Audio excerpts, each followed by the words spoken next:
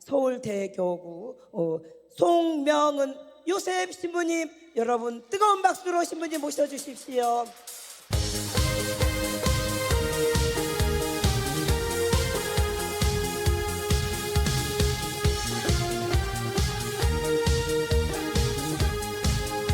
신부님 사랑해요.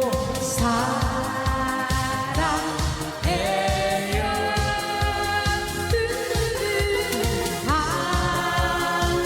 감사해요.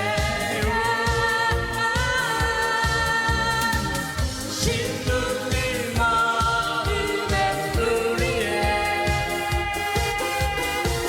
사랑을 드려요. 감사합니다. 네, 안녕하십니까. 송명은, 중국의 송나라, 명나라, 은나라 요셉 신부입니다. 다시 한번 인사드립니다.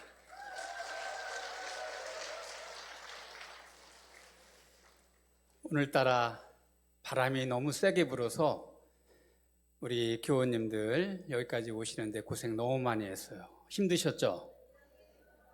다행히 그래도 눈이 예보됐다가 눈은 그래도 아직 내리지 않아서 좀 다행스럽습니다. 어쨌든 여기 오시느라고 너무 고생 많이 하셨고, 이렇게 힘들게 주말에 삼송산 피정의 집을 찾아오셨는데 집에 돌아가실 때 나 오늘 정말 오기 잘했구나, 이런 마음 갖고 돌아갈 수 있도록 저도 최선을 다해서 여러분 마음 곁에 함께 하겠습니다.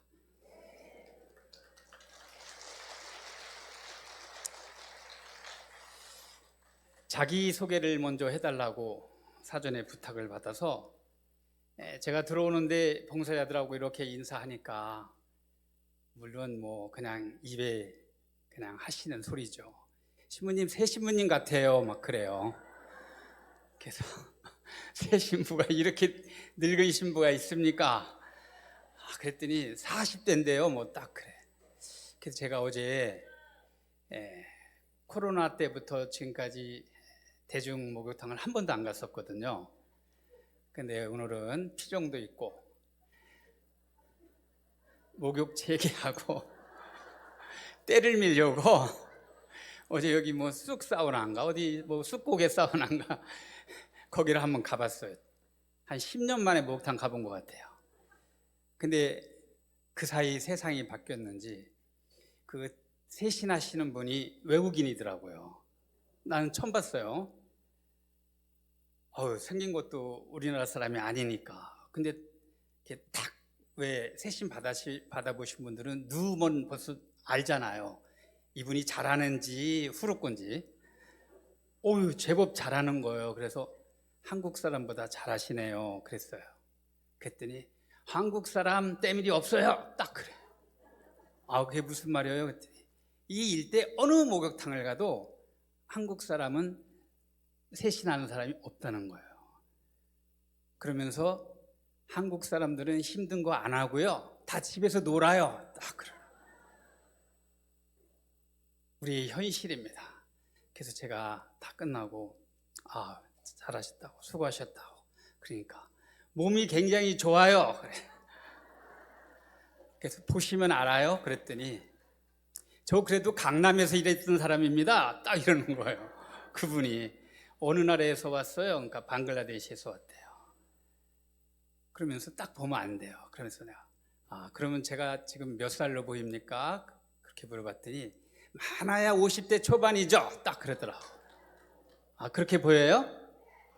아니죠, 그건. 저는 여기 삼송산 지도 신부님으로 계시는 정월기 신부님하고 신학교 입학 동창입니다.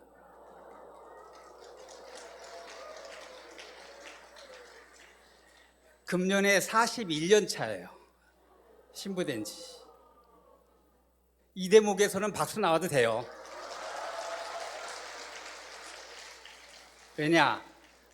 저 신부님은 자기 관리가 철저하시구나, 이렇게 생각할 수 있죠. 우리 정 신부님은 정말 같은 우리 입학 동창이고 나보다 신부는 1년 먼저 되셨어요. 정신부님은 42년 차. 정말 영성이 대단하신 분입니다. 이 삼송산에 하느님이 큰 축복을 주셨다고 저는 봐요. 우리 정월기 신부님은 어제 식사할 때 이렇게 다른 본당 교우들이 몇 분 오셨는데, 아니 두 분이 동창이라는데 왜 이렇게 달라요? 그래서 정신부님이 안 계시나? 같이 서 있어야 표가 나는데. 그래서 제가 우리 정신부님은요 입학할 때 이미 다 늙어서 오셨어요. 그래서 지금은 그 모습 그대로입니다. 이제 안 늙으세요. 저분은 100세까지 살 사람입니다. 다 늙으셨으니까. 저는 서서히 노화가 되고, 우리 정신부님은 밖에서 공부 많이 하시고 사회 경험하시고 신학교를 좀 늦게 오시고 그 다음 그 얼굴 그대로 지금까지 오면서 아주 사제로서 훌륭하게 살아오셨기 때문에 약간 저보다는 연식이 있어 보이죠. 자, 오늘 우리가 시작하면서 제가 여기 들어올 때 대치동 교우 한 분이, 제가 한 20년 전에 대치동 주임 신부였거든요. 제가 청담동 출신입니다. 청담동 첫 사제예요. 그 다음에 한국에서 러시아, 그 당시 소련이죠, 모스크바 첫 한국 신부로 갔었습니다.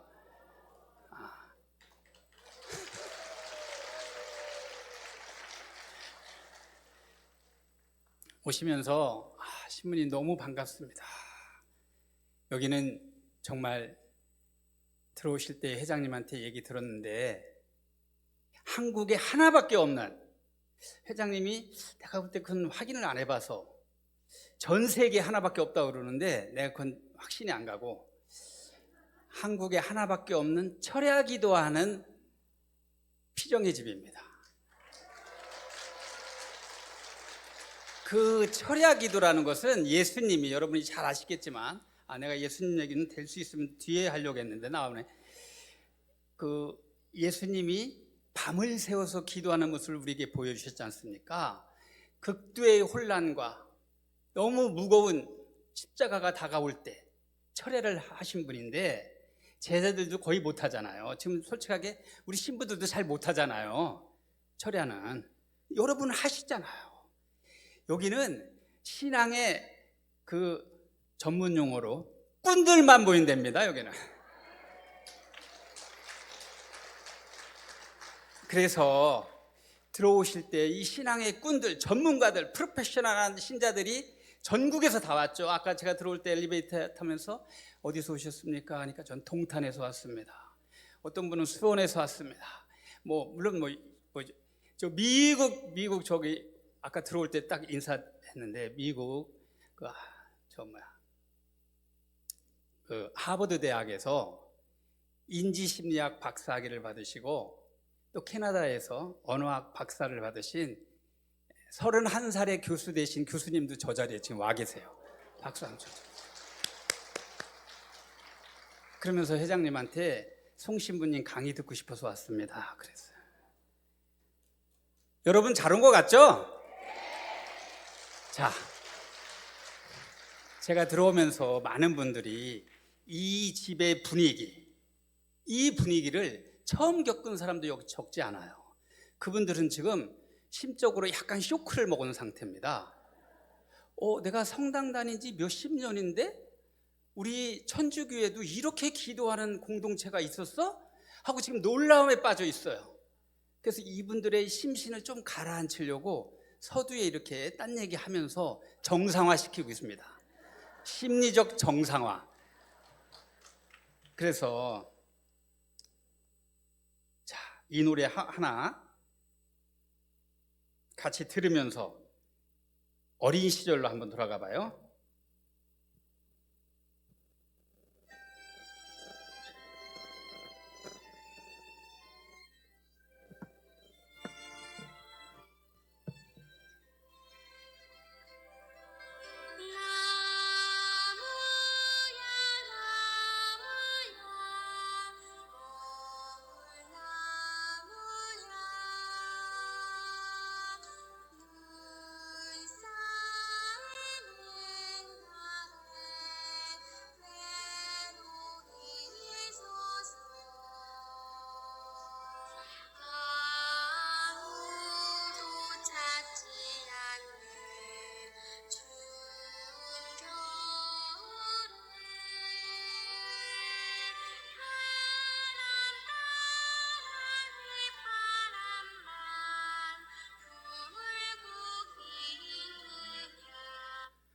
네, 따라 부르는 거 보니까 아시는 분도 많아요.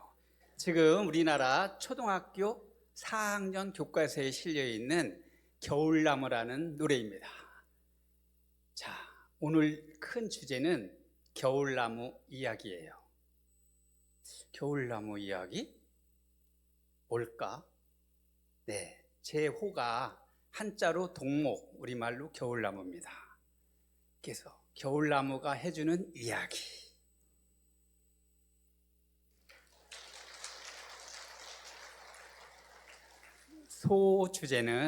소주제는 공감과 연민. 그래서 시작 기도를 대신해서 제가 직접 쓴 자작시 공감이라는 시로 시작하겠습니다. 옳고 그름이 없는 공감을 배우고 싶습니다. 선과 악으로 나뉘지 않는 공감을 장착하고 싶습니다. 판단 없이 당신의 입장을 존중하는 공감을 온몸에 휘감고 싶습니다. 당신의 마음이 내 마음으로 동일화되는 신비로움을 체험하고 싶습니다. 내 귀를 온전히 열어 당신의 말을 담고 나의 눈을 활짝 뜨고 당신의 마음을 들여다보며 당신의 몸짓, 손짓, 숨소리마저 느끼고 싶습니다. 그리고는 내가 당신이 되는 놀라움을 배우고 싶습니다. 당신의 말을 끊지 않고 끝까지 들을 수 있는 힘을 얻고 싶습니다. 그대의 감정을 가감없이 인정하고 괜찮아 하고 말하고 싶습니다. 내가 너의 입장이라면 나도 아마 그랬을 거야 라고 조용히 속삭여주고 싶습니다. 함께 느끼고 지지하는 태도, 공감, 주님께서 주신 선물입니다. 2026년 1월 10일 겨울나무. 제가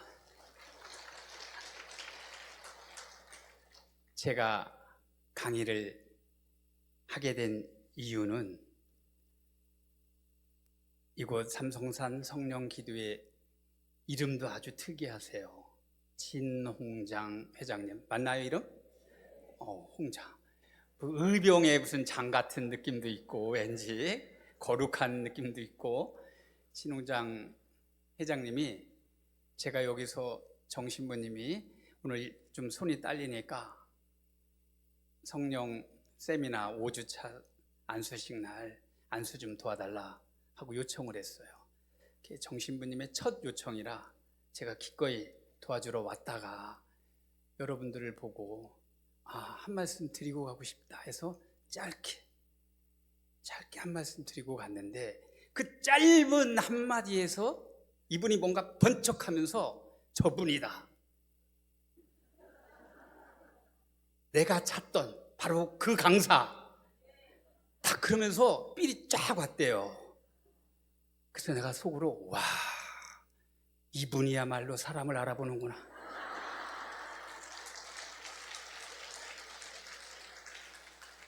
프로는 프로끼리 알아보는구나.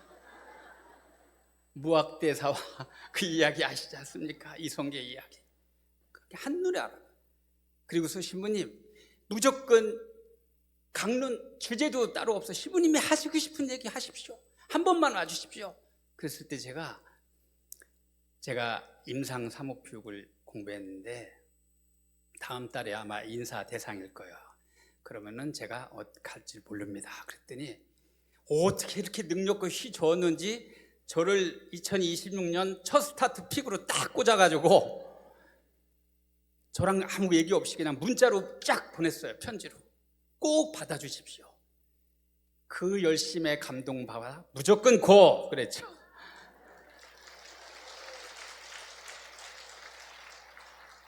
그리고 나서 그럼 무슨 강의를 할까? 무슨 얘기를 해드릴까? 이분들한테.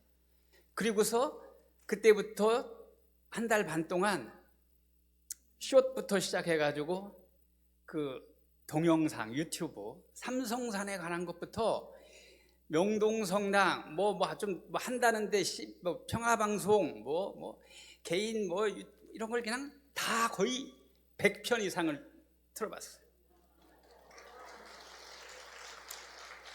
왜냐하면 나도 프로니까. 그분들 걸 보면서 중복되지 않는 거, 세상에 태어나서 이런 강의는 난 처음 들어본다, 이런 걸 찾아내야지. 그 틈새 시장을 파고들어야지.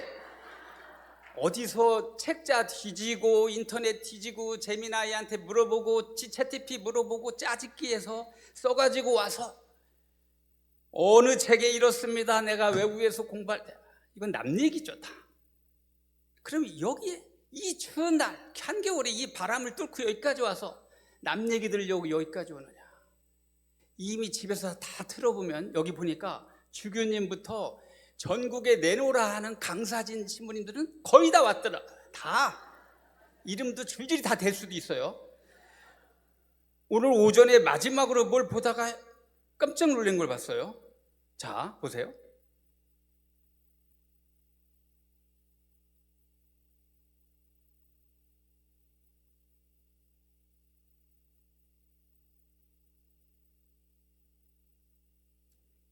지금 제가 내 목소리를 틀 뻔했어요.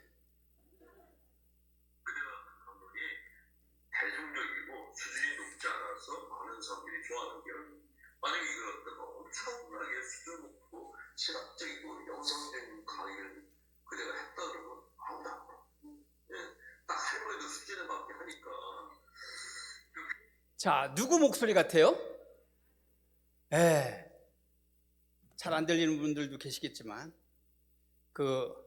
여기 와서 강론 자주 하시던 신부님인데, 서울교구 그냥 편의상 이니셜로 H 신부님.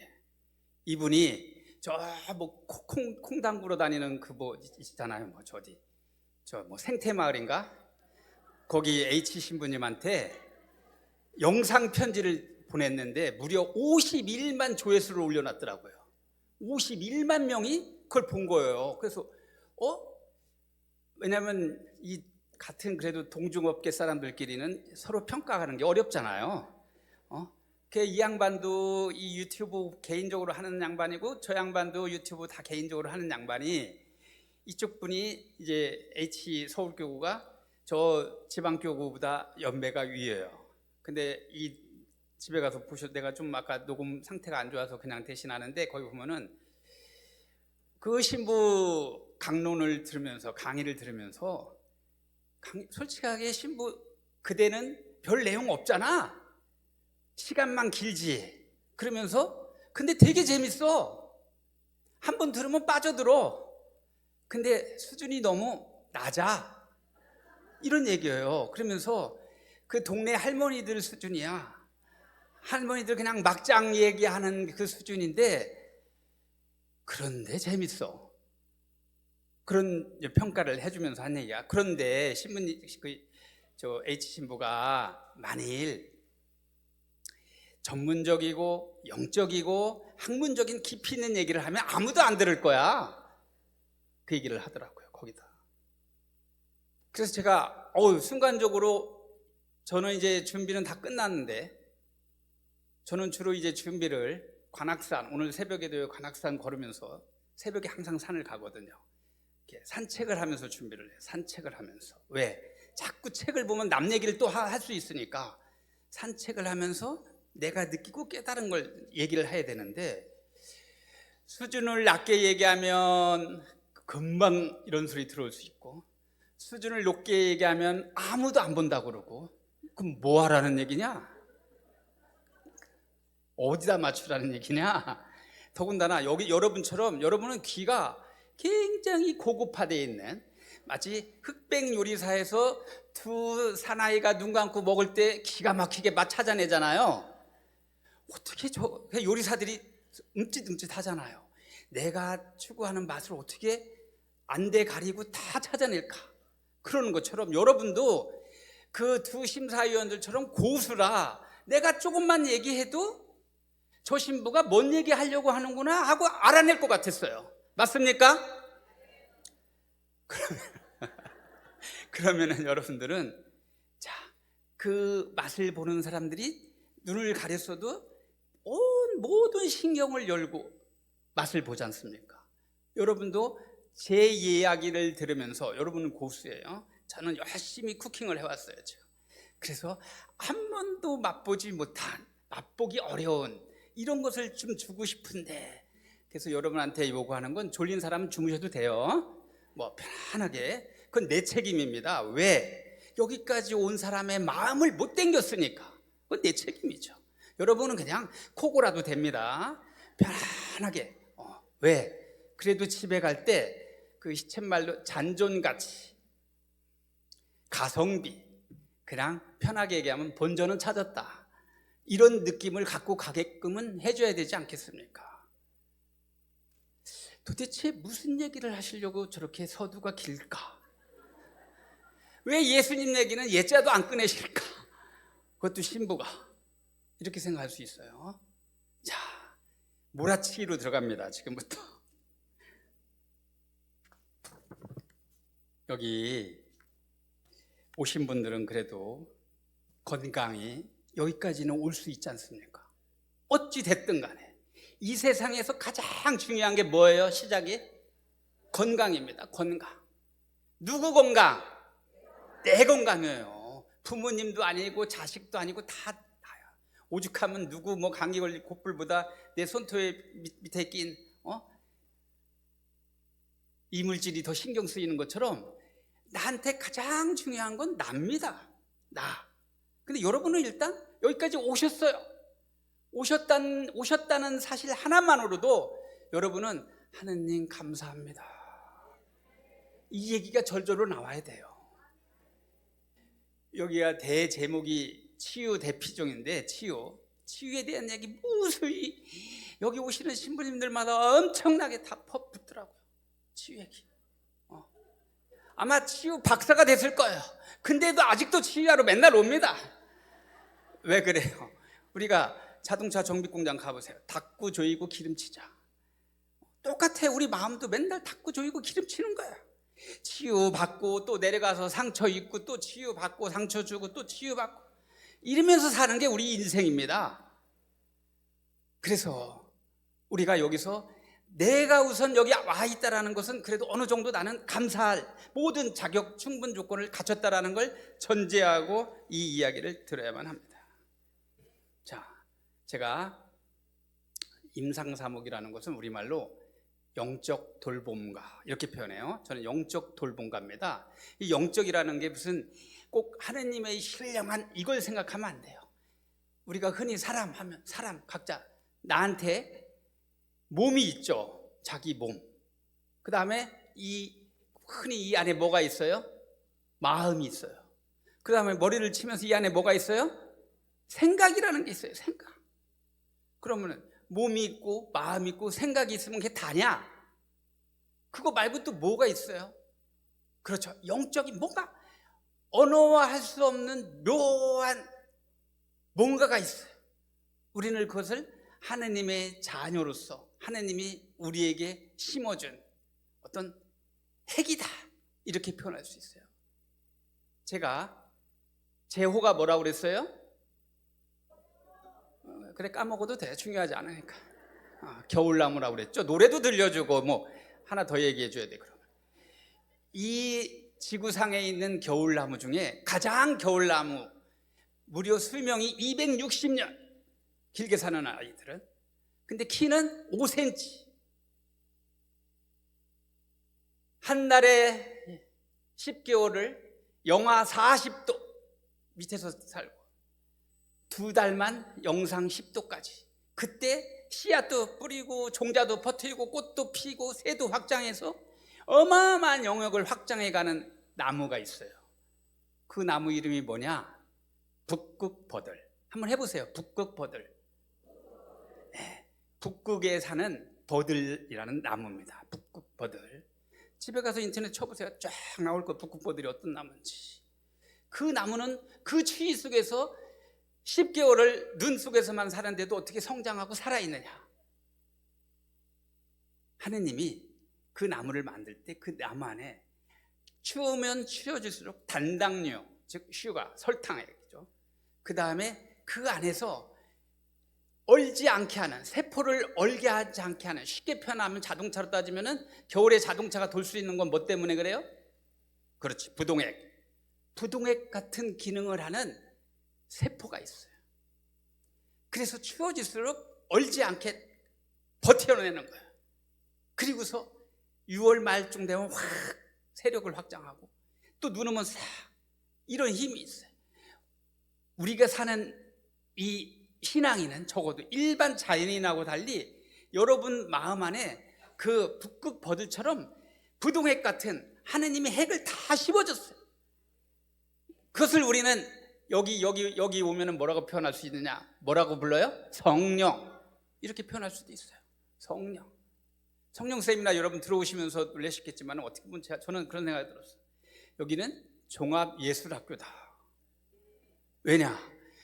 율동도 잘해, 랩도 잘해, 트로트도 잘해, 춤도 잘 춰, 온갖 걸 다 동원해요. 그러면서 성령을 찬양하고 성령을 받고 성령을 느끼고 그러면서 자기를 살려나가는 겁니다. 그러면서 치유해 나가는 거예요.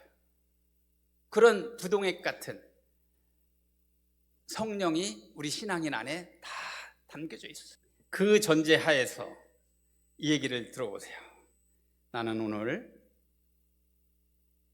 아무개 어디 병원, 이제 그 개인정보 보호 때문에 여기에 나오는 사람들은 익명이고 이름도 달리하고 저 병원 이름도 달리 했습니다.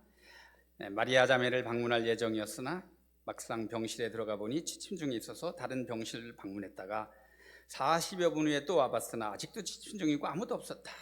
한우 수 없이 다른 방문할 환자가 있는지 명단을 파악하다가 한 환자를 발견했다. 김루시아 자매, 신장염증이라고 쓰여 있었다. 자, 제가 임상사목을 하러 갈 때 원목실에서 이렇게 환자 명단을 주면서 나이, 병명, 입원한 지 얼마 됐다라는 기본 정보를 주면 제가 그분한테 찾아가는 과정입니다. 병실 입구 우측 첫 번째 침상 곁에 서 있던 환자는 팔에 링게르 주사바늘을 꽂고 서 있었으며 목에는 원목실에서 제공한 수건을 매만지고 있는 상태에서 엉거주춤하게 나를 쳐다보고 있다가 제가 서울교구 송명의 신부입니다 하고 인사드리자 웃는 얼굴로 아 신부님 하도 병상이 답답해서 복도라도 걸을까 하고 준비하고 있었습니다 라고 이야기를 해줬어요. 그래서 제가 같이 그러면은 복도 끝 휴게실에서 제가 같이 대화를 나누겠습니다 하고 같이 나갔어요. 자, 이분 이야기입니다. 중략하고 네, 몇 달 전부터 자고 일어나 보면 얼굴이 퉁퉁 붓고 옆구리도 아프고 그랬는데 직장일 때문에 바빠서 병원을 다니지 못하다가 근처 한의원에 가서 침도 맞고 참으며 그럭저럭 일을 해왔는데 얼마 전에는 옆구리가 너무 아파서 일어날 수가 없었습니다. 그래서 119에 전화해서 응급차 타고 응급실에 왔더니 신장 한쪽이 말라서 거의 기능을 상실했고 나머지 한쪽도 혈관이 거의 다 헐어서 기능을 할 수 없다고 인공혈관을 삽입해서 수술을 하게 되었습니다. 지금은 회복 중이고 많이 좋아져서 이렇게 조심스럽게 걸을 수 있게 됐습니다. 아마 오늘 결과를 보면서 언제 퇴원할지 의사 선생님이 이야기해 준다고 하네요. 그러자 제가 하는 얘기입니다. 아, 그러셨군요. 많이 놀라셨겠어요. 그래도 수술이 잘 됐다니 무척 다행입니다. 그래, 지금은 마음이 어떠세요? 자, 여기서 마음이라는 단어가 나옵니다. 이건 제가 이 강의하려고 준비한 게 아니라 추거록이라고 그 병원에 가서 마치 의사들이 환자 만나면 차트를 써야 되듯이 우리가 환자를 만나고 보면 이걸 다 워드로 쳐가지고 이렇게 정리를 해서 제출을 해요. 그래서 슈퍼바이저라는 사람들한테 이걸 가지고 토론도 하고 지적도 당하고 이렇게 얘기하면 얼마나 그때 더 좋았을까요? 하는 그런 후이시도 듣고 뭐 이러는 과정에서 일부를 발췌한 겁니다. 그랬더니 이분이 마음이 여러 가지로 복잡합니다. 병원에 누워있으니 모처럼 많은 생각을 하게 되었어요. 평소에는 일에 시달리느라 생각할 틈도 거의 없었거든요. 정말 숨도 쉬기 바쁠 정도로 매일매일 일에 시달리며 힘들게 하루하루 살아왔습니다. 병원에 있다 보니 생각이 참 많아지네요. 그래서 제가 병원에 계시면서 생각이 많아지셨다고 하는데 그 생각들을 이야기해 주실 수 있을까요? 하고 여쭤봅니다. 그랬더니 이분이 네, 말씀드릴 수 있는데 이야기가 좀 깁니다. 제가 원래 짧은 말밖에 해본 적이 없어서 어디서부터 말씀드려야 할지 머뭇거리며 침묵이 흐르고 나는 눈을 응시하며 기다린다. 저는요, 오래전에 이혼하였고 아들과 딸 하나를 키워왔는데 딸은 다행히 직장에 다니고 있고 아들은 지금 서울 구치소에 수감되어 있답니다. 여기서 지금 여러분들이 아휴 하는 거, 그게 공감입니다. 그게 공감. 근데 이 대목에서 아이고 소리가 안 나온 사람들은 공감이 여기서 잠자고 있는 거예요. 이게 지금 우리 교육 과정입니다, 오늘. 자,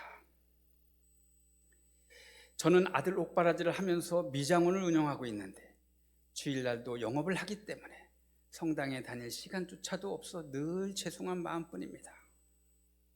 잠시 침묵이 흐르고 그러자 제가 정말 힘드셨겠군요. 그런데 미장원이나 이발소는 아침 일찍 문을 열지는 않는 것 같던데 주일날 새벽 미사라도 다녀보실 생각은 안 하셨는지 그런 생각도 드네요 하고 제가 이야기를 합니다. 그러자 네, 새벽하고 저녁은 제가 매일 하는 일이 또 있답니다. 그래서 시간 내기가 어려워요. 아, 제가 하는 거예요? 또 하시는 일이 있군요. 정말 바쁘시겠어요. 그리고 힘드시겠네요. 그러자 그 환자분은 제가 사실은 캣맘입니다. 캣맘이 뭐예요? 확실히 수준이 높아요, 얘가. 나는 못 알아들었어요. 캣맘이 뭔지.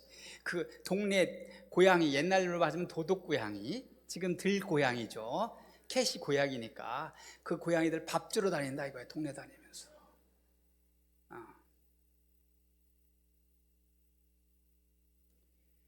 동네 고양이들 밥을 주고 물을 주며 돌보는 일을 하는 것을 캣맘이라고 부릅니다. 동네 고양이들을 관리하느라 제가 너무 바쁘답니다. 그들이 내가 밥을 안 주면 그날은 굶는 거니까요. 불쌍해서 매일 아침 저녁 챙겨주러 여기저기 돌아다니느라고 정신없이 바쁘답니다. 예전엔 저도 고양이를 별로 안 좋아했는데 어쩌다 한 마리를 기르다가 그 고양이가 죽게 되어 자꾸 생각나서 그 다음부터 거리의 고양이들을 보면 내가 키우던 고양이가 생각나 예뻐하고 밥을 주다 보니까 이렇게 캣맘이 돼요. 아침 저녁은 늘 바쁘게 살고 있답니다. 이렇게 하다가 네, 저 쭉 중략하고 아까 아들분이 구치소에 있다고 하셨는데 괜찮으시면 어떤 상황인지 여쭤봐도 될까요? 제가 묻습니다. 그러자 네, 아들은 구치소에서 주일미사는 참여하고 있다고 하더군요. 사실 제 아들이 구치소에 간 것도 제가 잘못 키워서 그런 것이 아닌지 자책할 때가 많답니다. 남편과 이혼하고 홀로 아이들을 키우면서 많은 시간을 사랑을 주지 못했고 이런 것은 아닌지 되돌아보게 됩니다. 아들이 사귀던 여자가 있었는데 1년 정도 만났고 아들 생각에 결혼 상대는 아니라 생각해서 그만 만나자고 헤어지자고 했더니 여자애가 바로 경찰에다 성폭력 당했다고 아들을 고발했답니다. 뉴스에 가끔 나오죠? 그때 강제로 그런 거예요 하고 그때서야. 그래서 현재 재판 중에 있고 미결수로 수감 생활을 하고 있답니다. 제가 하는 이야기입니다. 정말 마음이 아프시겠어요.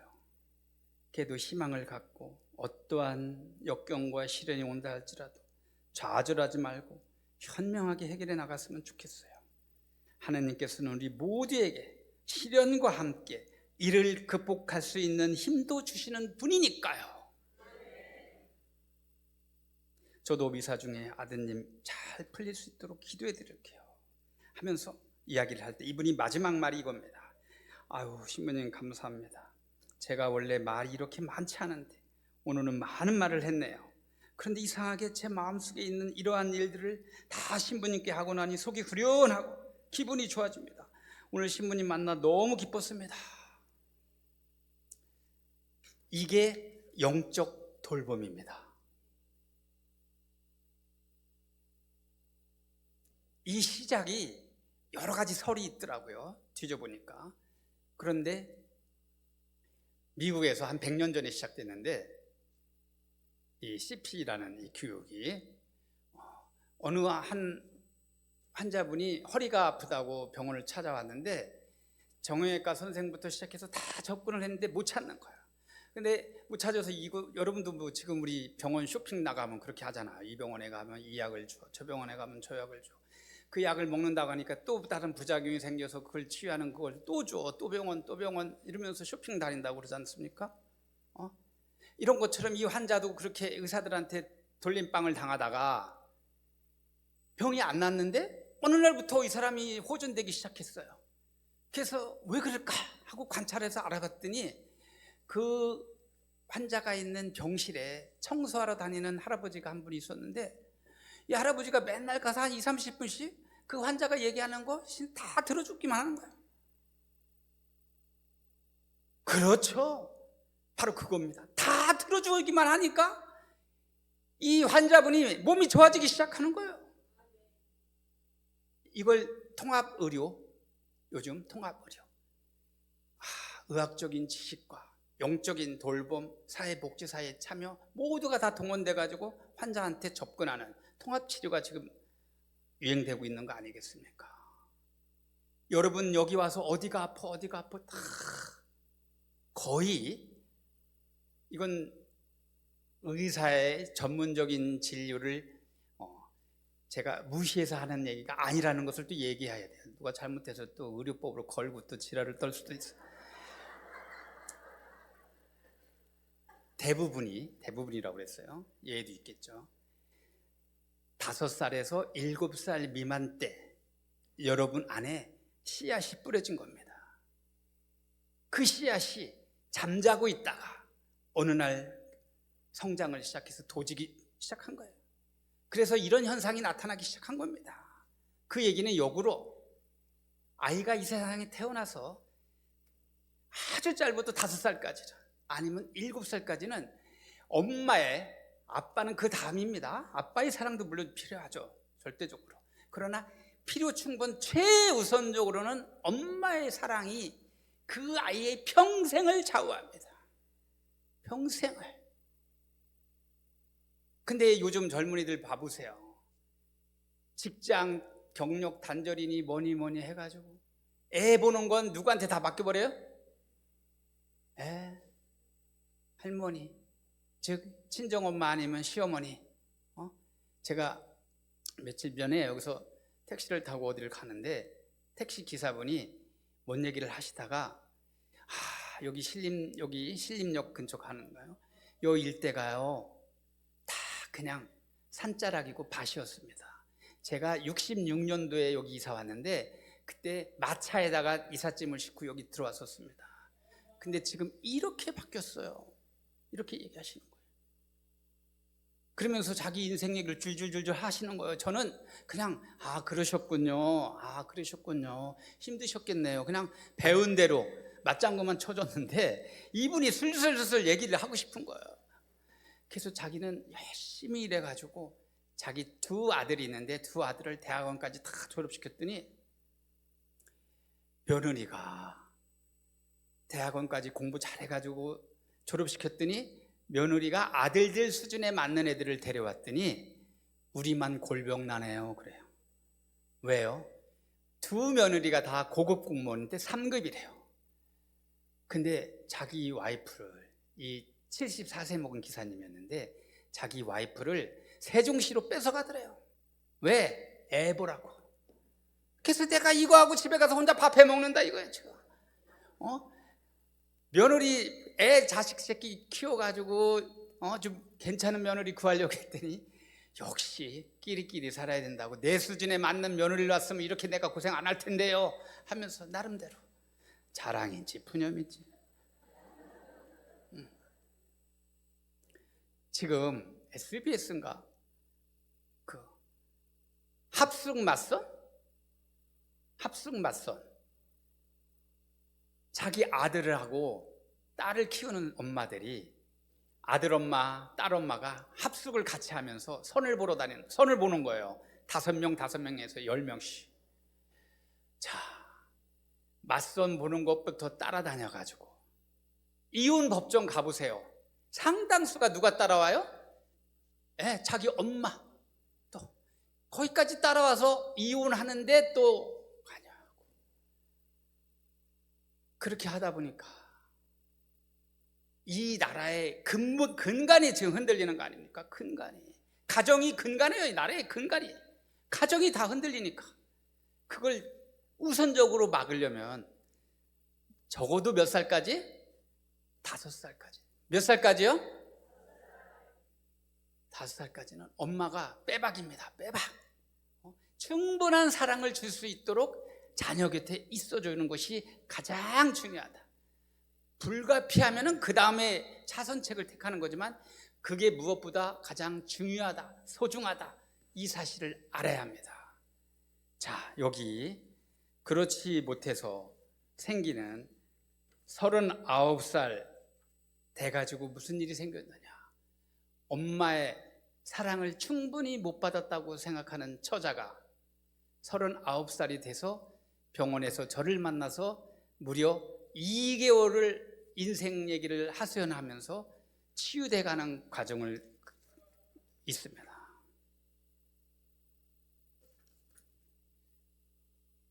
이 환자는 뇌졸중과 심장투석 그리고 몇 차례의 가슴염증과 고름을 짜내기 위한 시술 등이 진행된 가운데 장기간의 병원 생활을 하면서 보호자로 간호 중인 엄마와 함께 많은 시간을 보내다가 자기가 아프게 된 이유가 엄마 때문이라고 생각하면서 성장 과정부터 충분한 보살핌을 못 받고 심지어 날씬해야 된다, 여자는, 이런 인식으로 살을 빼라고 한약을 억지로 먹게 했는데 한약이 문제가 발생해서 신장을 상했고 그걸 오늘날 내가 이렇게 병실에 누워서 죽어가고 있다 하는 걸 저한테 하소연하는 거예요. 그 이야기를 듣는 엄마는 그 곁에서 내내 울기만 하는 거예요. 보기도 너무, 제가 여러분 혹시 은평의 마을이라고 들어보셨어요? 대한민국의 노숙자 1000명이면요 여기 지금 이 정도 모이면 아까 얘기하실 때 한 450에서 500분 정도 됐는데 여기 따블 정도입니다. 노숙자 따블. 거기에다가 중증장애는 몸의 장애를 앓고 있는데 한 가지가 아니라 2가지 이상. 그 다음 정신지체자들, 뇌 이상이 생기신 분들이 있죠. 그런 분들이 평화로운 집이라고 은평의 마을 안에 또 있어요. 그 다음에 정신지체자들은 은혜로운 집. 그 세 장애 노숙자 이래서 한 1400명하고 제가 3년 동안 먹고 자면서 그들을 돌본 적이 있어요. 그것도 자발적으로.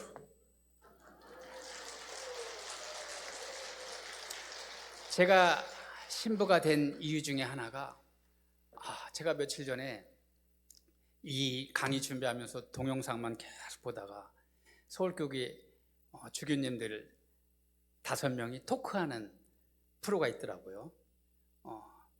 거기에 추기경도 있고 주교님들도 있었는데 그중에 수녀님하고 젊은 신부가 질문하면 OX를 들면서 하는 프로예요. 근데 새 신부 됐을 때 하고 싶었던 사목 분야가 있었던 신부님 손 들어보세요 하니까 한 주교님을 딱 들었어요. 오로. 그래서 무슨 사목을 하고 싶었습니까? 그랬더니 그 주교님이 가난한 사람을 위한 사목을 하고 싶었습니다.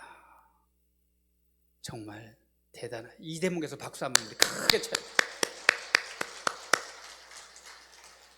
저도 시골에서 유흥식 지금 성지자성 장관 하시는 추경님 계시죠? 그렇죠. 대전교고 논산 분입니다. 예. 이번에 안성기 장례식 할 때 김홍신 씨 나와서 김홍신도 논산 분이에요. 그 다음에 여기 있는 나도 논산 사람입니다. 논산서 아니 여기는 박수 칠 필요가 하나도 없는 대목이에요. 여기서 공부 좀 한다고 친구 몇 명이 있었는데 그 공부 잘하는 그 아주 단짝처럼 몰려다니면서 같이 다니는 중학교 때. 그래서 나는 유인전 성인전 보면서 저희 집이 5대째 카톨릭 집안이거든요. 완전 구교 집안이에요. 그냥 친가 외가 할 거 없이 다 그냥 천주쟁이들만 모였어요. 그래가지고 우리 집에 있으나 큰 집에 가나 잠자기 전에 만과 아침에 일어나면 조과 단체를 맞춰야 되고 애들 다 일어나서 우리가 오형제인데 또 아버님 좀 늦게 들어오시면 우리가 먼저 잠들었으면 얘들 만과 하고 자는 거야 안 자는 거야 전부 깨워 내 앞에서 만과 다시 해. 그럼 또 만과 해야 돼. 만과가 뭔지 아시죠? 저녁기도. 그래서 어려서부터 제 생일이 8월 15일이에요. 그러면은 성모승천 대축일이지 않습니까? 그때 태어났는데 할머니가 얘는 신부대래다. 왜? 아니 뭐 신부만 나왔다면 박수 치려고 그래 그냥. 그래서 어렸을 때부터 나는 신부 될 사람인가 보다. 다들 신부 될. 그래서 엄마 그 치마 이렇게 월남 치마 비슷한 거 입고 미사 드리는 흉내 내고 이러면서 컸어요. 이렇게 중학교 때 일기책 보면 나는 신부 돼야지 하는 그런 게 썼고, 그 나는 공부 잘해가지고 최소한 신부 되든지 판검사 돼서 가난한 사람들을 위해서 살고 싶다. 이런 글들이 참 많이 나와요. 근데 막상 그래서 이제 이게 우리 그 구독자 수가 43,200명이더라고요.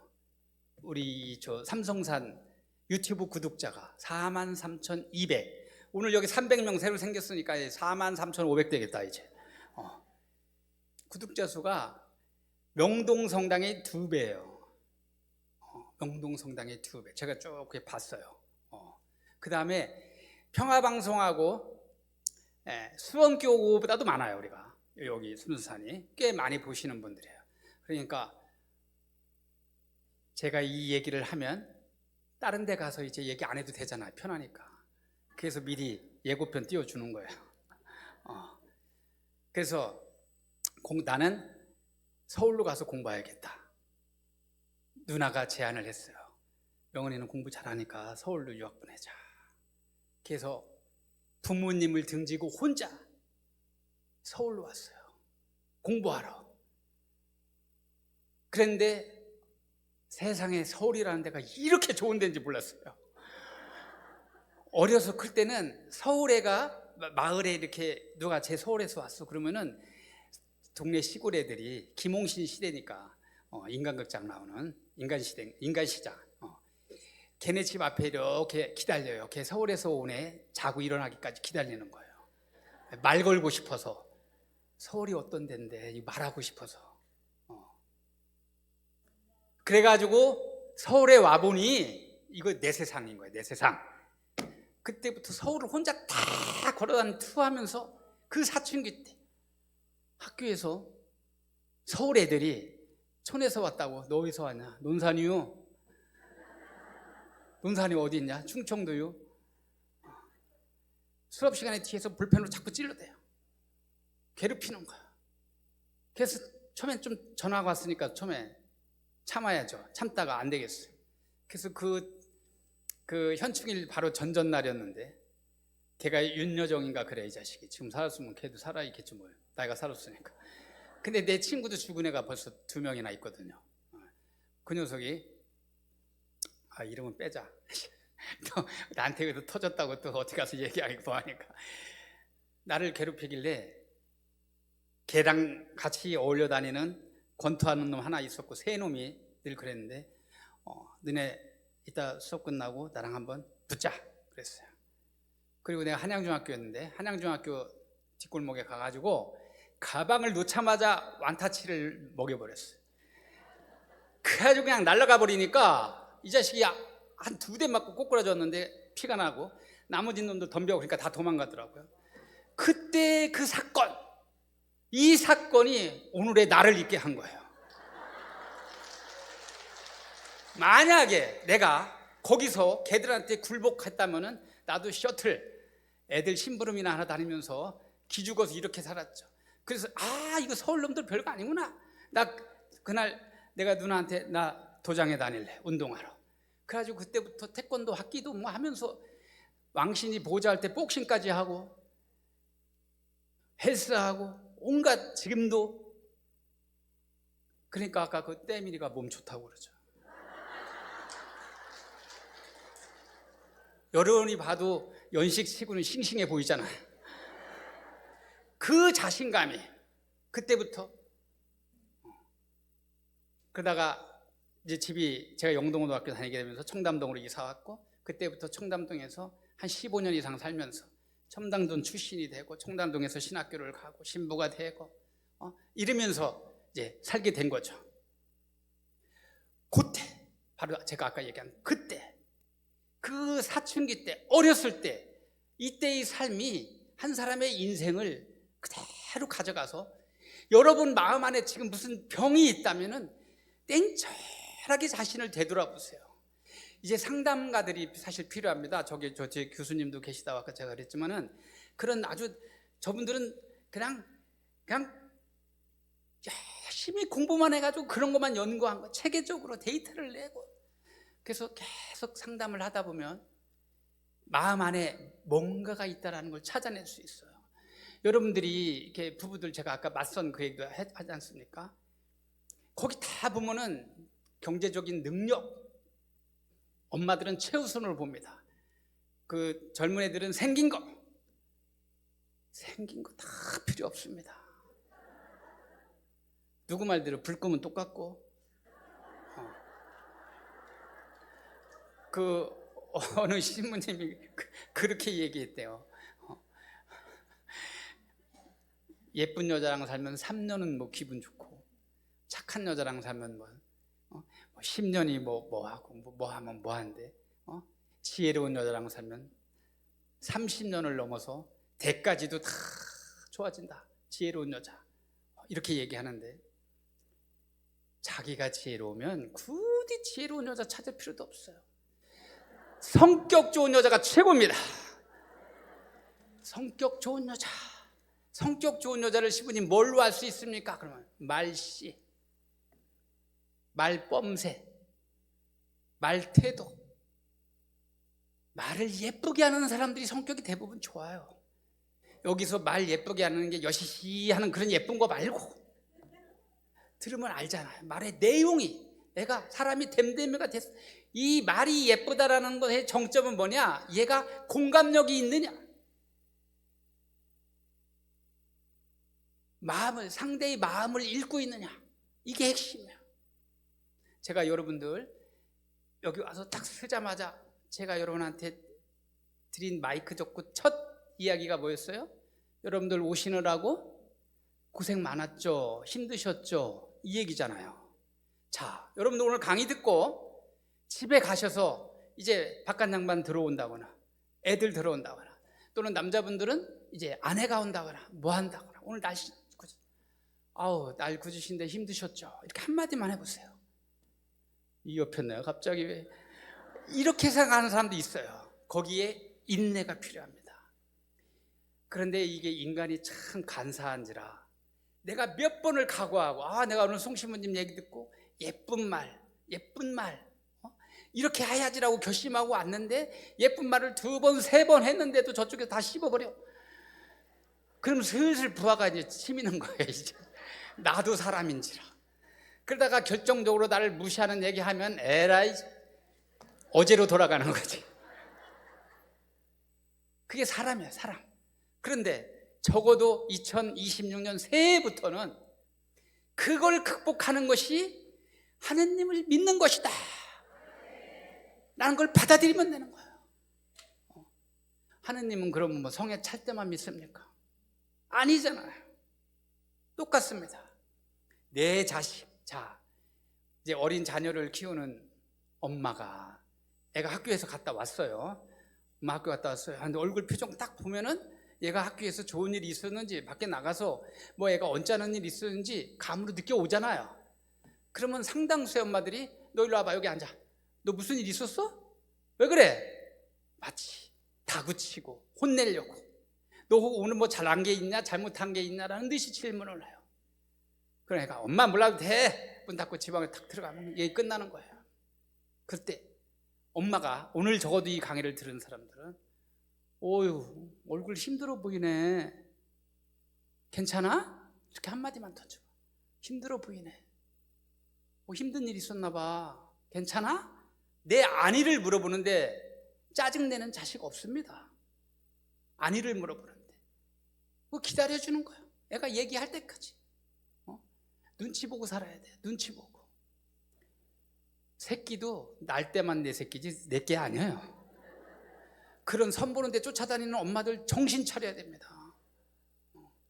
왜? 만 18세 되면 이미 성인으로 나라가 인정을 했어요. 그럼 자기 길은 자기가 해. 만약에 엄마가 그런데 쫓아다니면서 맞선 보는데 참여해가지고 밤에 둘이 그 프로 보면 막 싸우고 그래요.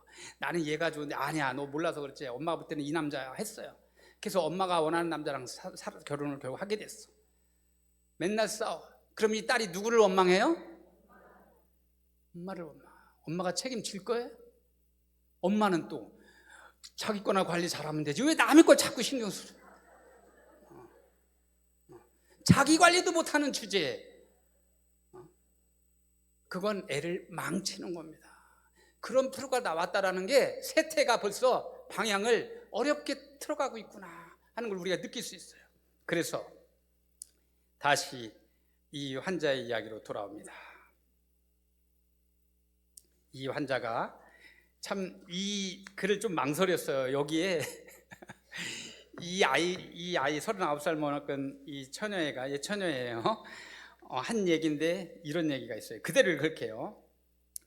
그날 비가 내려서 제가 어제는 온종일 비가 내렸는데 창가라 비 오는 모습을 보면서 어떻게 느끼셨나요? 하고 물어봤더니 그 환자 39살 먹은 처녀애가 나는 비 오는 거 별로예요. 온몸이 가렵고 근질거리는 게 비가 오면 습해서인지 더욱 심해지거든.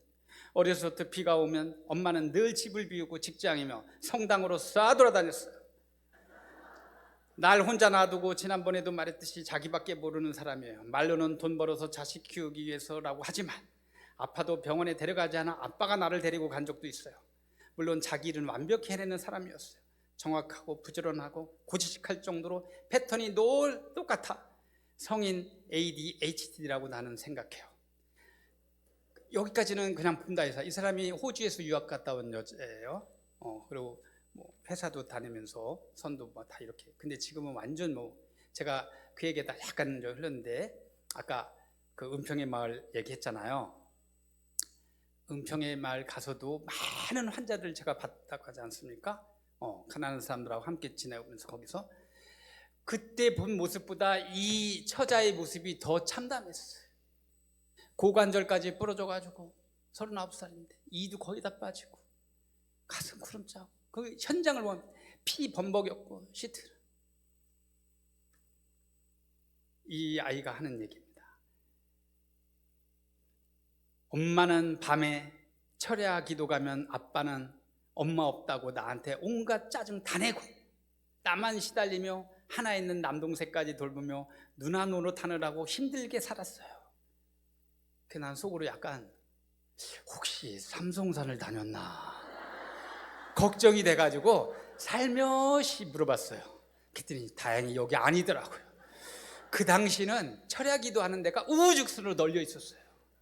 지금 다 코로나 때문에 정리되고 여기만 정통성을 유지하고 있는 거예요. 어떻게 보면. 자, 이때 이 어린 딸을 놓고 간 엄마의 이런 모습들이 이 아이한테 너무나 크게 상처를 입어가지고 정말 인생이 이렇게 본인이 생각할 때 망가졌다 이렇게 생각을 하는 거예요. 이제 2달 후 저하고 또 얘기하는 겁니다. 안녕하세요. 네 신부님 안녕하세요. 오늘은 얼굴 표정이 굉장히 편안하고 좋아 보이네요. 그동안 잘 지내셨어요? 식사를 잘 하셔서 힘이 나시나 봐요. 그랬더니 얘가 이제 하는 얘기예요. 제가 투병 생활을 오래 하다 보니 맛을 상실했어요. 그래서 밥맛도 없이 지냈는데 그래도 먹어야 산다는 생각이 들어서 밥을 먹으려고 노력하다 보니 힘이 생기는 것 같고 통증마저 약하게 와서 이제 표정이 오늘은 좋아지네요. 저도 사실 잘 웃는 얼굴이었고 예쁘다는 소리도 종종 들었습니다. 지금은 치아도 많이 빠져서 보기 흉한 얼굴이 됐지만 남자도 만나보려 했었고 사귄 적도 있었습니다. 직장 생활하면서 외모에 신경 안 쓸 수가 없었거든요. 그런데 이제는 수두 성수에 관심이 많이 갑니다. 제가 외국에서 유학할 때 하루도 빠지지 않고 평일 배사를 다닌 적도 있습니다. 그래서 사람들이 너는 수도자가 되면 어울리겠다고 이야기를 했거든요. 신부님, 이제라도 제가 수녀원에 들어갈 수 있을까요? 그랬을 때 우리 그 작은 예수회라고 장애인 수녀님들 하반신 마비도 되고 그 얘기를 잠깐 해줬더니 너무 얼굴이 기쁘면서 희망을.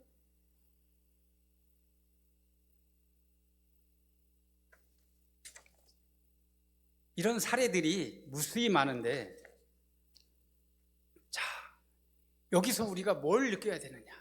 우선 연민을 여러분들이 배워야 됩니다. 연민. 자, 지금부터는 예수님 얘기 집중적으로 들어갑니다. 자, 성서로 넘어갑니다. 성서로. 성서에 보면은 먼저 나병 환자를 고치시는 이야기, 마르코음 1장 40절에 41절, 시간 관계상 빨리빨리 읽어버릴게요. 어떤 나병 환자가 예수님께 와서 도움을 청하였다. 그가 무릎을 꿇고 이렇게 말했다. 스승님께서 하시고자 하면 저를 깨끗하게 하실 수 있습니다. 그러자 예수님께서 가엾은 마음이 드시오. 이렇게 성서에 나오죠. 5,000명을 먹이신 이야기.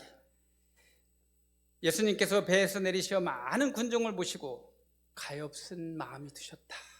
그래서 목자 없는 양들 같았기 때문에 그들을 가르치기 시작하고 먹을 것도 주면서 오병이어 기적을 베풉니다. 그다음 눈먼 사람을 고치시는 이야기. 다윗의 자손이신 주님, 저에게 자비 좀 베풀어 주십시오 하고 외치자 예수님께서 그를 바라보면서 가엾은 마음이 들어 그들의 눈에 손을 대시자 그들이 곧 다시 보게 되었다. 그러자 예수님을 따랐다. 과부의 외아들을 고치시는 이야기. 예수님께서 고을 성문을 가까이 뒀을 때 마침 사람들이 죽은 이를 메고 나오는데 외아들을 그 어머니 과부였다. 그러자 예수님께서 과부를 보시고 가엾은 마음이 드시오 울지 마라 하고 그 외아들을 살려주십니다. 우리가 가장 착한 이의 정점이라고 이야기하는 착한 사마리아 사람 이야기.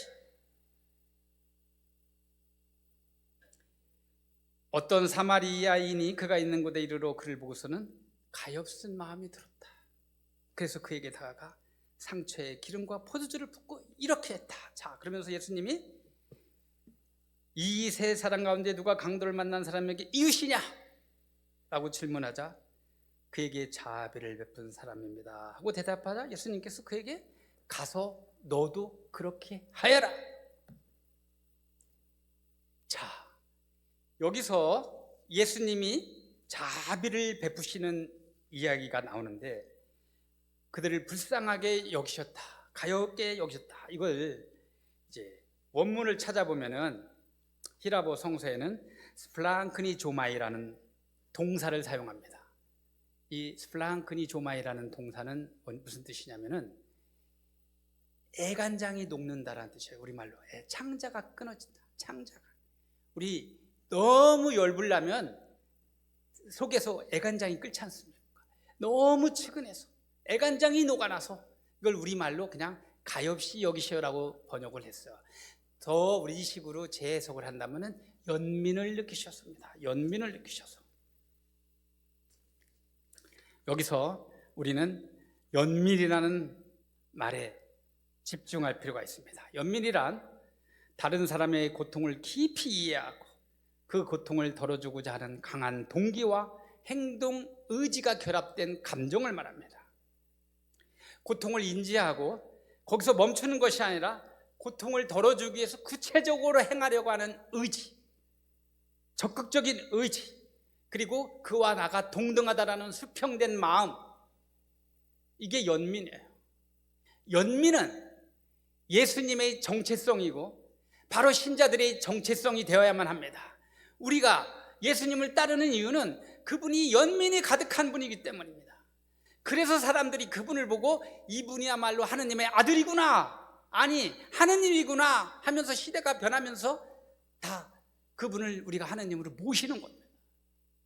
우리가 신자라고 그러면서 연민을 행하지 않는다면 우리는 비그리스도인하고 다를 바가 하나도 없어요. 연민은 바로 우리 신앙의 정체성이다. 연민의 시작은 나 자신입니다. 왜? 예수님이 이웃을 누구처럼 사랑하라고 했어요? 너 자신, 이웃을 네 몸처럼 사랑하라고 했어요. 내가 나를 사랑하지 않는다면 누가 나를 사랑해 줍니까? 지금 자기 이 모습 있는 그대로 사랑하는 거예요. 자, 여러분들 이렇게 팔을 한번 대보세요. 이렇게 자 이렇게 대고 토닥토닥하면서 그래, 너 괜찮지? 잘했어. 오늘 여기 잘 왔어. 자기 위로해 주세요. 잘했어. 힘들 때마다.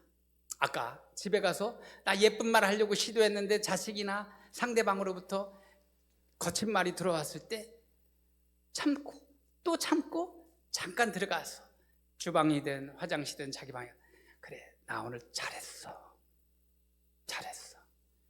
그래도 송 신부님 얘기 들었는데 하루는 가야지. 끊임없이 자기를 예뻐해주는 훈련을 해야 됩니다. 자기 연매, 자기를 사랑하기 시작하면 이웃을 사랑할 힘이 나와요. 자기한테 불만이 가득한 사람은 이웃을 절대 사랑할 수가 없습니다. 예수님을 보세요. 어떤 상황에서도 불만하지 않습니다. 다 받아들여요. 그까지 고통, 저도 참 별의별 일을 다 겪었어요. 오늘 시간 관계상 다 생략하고 뭐 여러분이 뭐 또 신부님 외치면 또 올 수도 있겠지만 고통 다 지나갑니다. 그리고 그 고통이 은총이라는 것을 신앙인은 체험하게 됩니다. 왜? 우리가 매듭이라는 게 있잖아요. 매듭이 많은 사람일수록 강합니다. 멘탈이 강해질 수밖에 없어요. 하나하나 극복하면서 무거워하면서 살아왔기 때문에 평탄하게 인생을 살고 싶은 사람은 그렇게 살아도 돼요. 그러나 돌이켜보면 정말 지난주죠. 어제 끝난 그 백수 가족의 세계여행 아침 인간극장 보신 분들 있죠? 직장 다 때려치고 아버지, 자식 둘, 그러니까 딸이 사이들하고 6명이 세계여행 165일째 하는 이야기. 사서고생이라고 볼 수도 있어요. 그러나 다 세월이 지나고 보면 그 고생이 좋았다, 그때가 좋았다, 다 생각할 수 있어요. 여러분들 지금 그래도 여기까지 오신 분들은 밥은 먹고 살잖아요. 옛날에 지금 장도 있고 먼장도 있고 뭐 자개장도 있었고 지금은 그것도 촌스럽다고 다 바꾸고 버리고, 그러나 옛날에 비키니 옷장이 있을 때가 좋았다 라고 느끼는 분도 계실 거예요.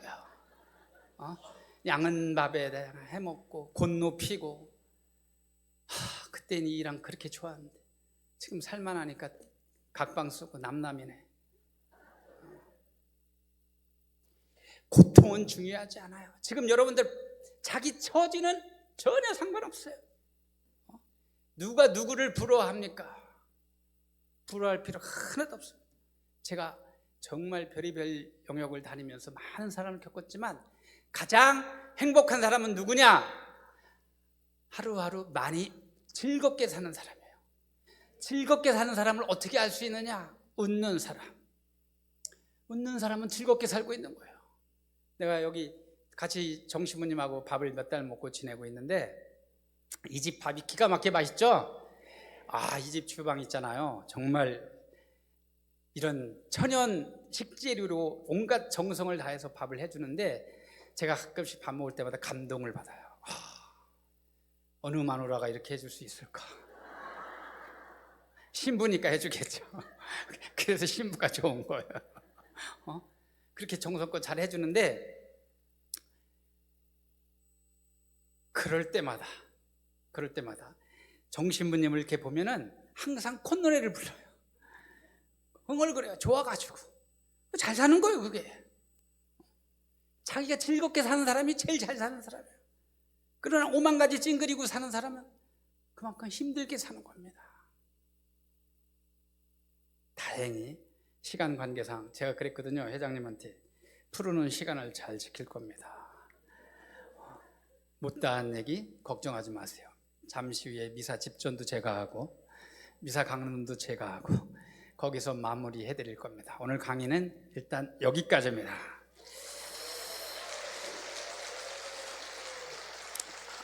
강의의 마무리도 제가 써온 시로 다시 마무리를 해드리겠어요.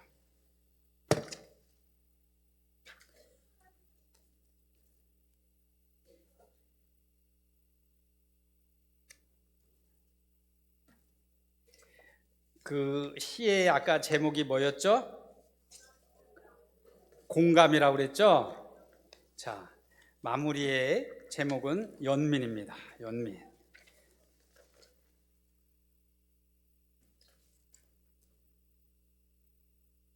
이 자료가 하나도 없이 하려고 했다가 자료를 많이 가져와서 보다 보니까 이 페이지가 엉켜가지고 잠시만요. 여기 있습니다. 자, 성호 한번 끌게요. 성부와 성자와 성령의 이름으로 함께 날고파 연민.